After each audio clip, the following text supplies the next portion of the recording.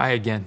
In this video, you'll learn about a process for conducting UX research called a research study. In a UX context, a research study is a step-by-step examination of a group of users and their needs, which adds realistic context to the design process. UX researchers adopt various methods to uncover problems and design opportunities. In doing so, they reveal valuable information which can be fed into the design process. The term research study is often shortened to study. There are 4 steps in a UX research study. We'll cover each step in more depth throughout the course. In this video, we'll simply set up the steps. To get started, step 1 is plan the study. Step 2, conduct the research. Step 3, analyze and synthesize the results. And step 4, share and promote the insights. For now, here's a little introduction to each. The first step is to plan the study. To plan a study, start by outlining the background for the project. Next, set goals for your research and write down the questions you want to answer.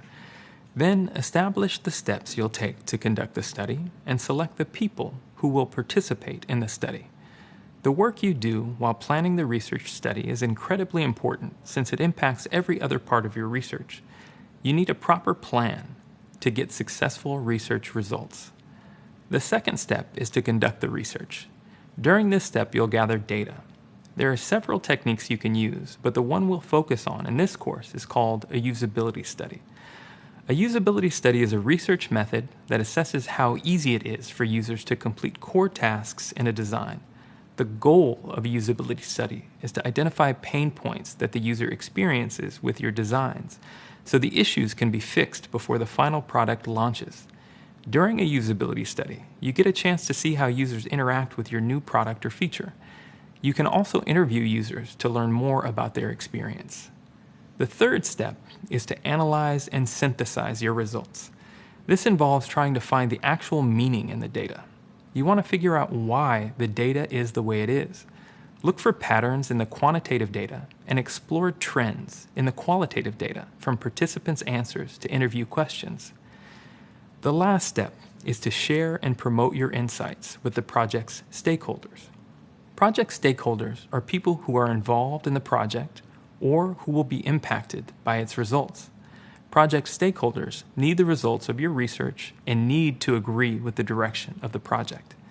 For example, your project stakeholders might include other designers, the head of your department, or the engineers who will help bring your design to life. To share and promote your insights, you need to create a presentation. Your presentation should include the method you used to conduct your research, the data you collected, the conclusions you reached based on that data, and your recommendations for acting on those conclusions.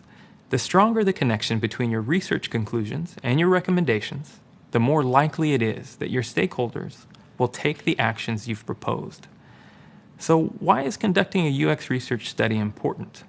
Remember, the goal of user experience research is to prioritize the user. A UX research study helps us gain an understanding of users' problems in order to solve them. It can also help bridge the gap between what a business thinks the user needs and what the user actually needs before an expensive and time-consuming product is made. Okay, we've now defined the 4 steps in UX research study. Plan the study, conduct the research, analyze and synthesize the results, and share and promote the insights. In the next video, we'll begin our journey through the steps of the UX research study. We'll start by discussing the elements of a research plan. See you there.